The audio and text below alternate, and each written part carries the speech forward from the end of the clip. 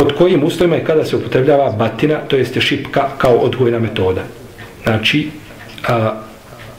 pod kojim uslovima, znači šipkom mlatiti ženu. Tako bi pitanje bilo. Znači, kada se šipka može koristiti da se žena prema spita. Ako je mislilo se na dijete, o tome smo govorili, je li tako?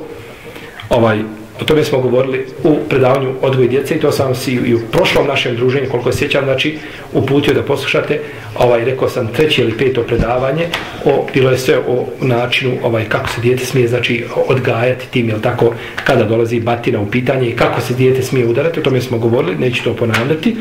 A ako se misli na ženu, onda naravno žena se ne udara ni šipkom, ni takvim stvarima, žena se udara mi svakom, malo po ramenu, znači da joj se ukaže da je to znači nekakav udarac koji neće ostaviti masnice na tijelu, neće ostaviti znači posljedice i slično tome, a ni dijete se ne udara tako šipkom i nekakvim predmetima koji će mu nanijeti znači pretjerani bol ili ne daj Bože nekakve fizičke ozljede koje je zabranjeno.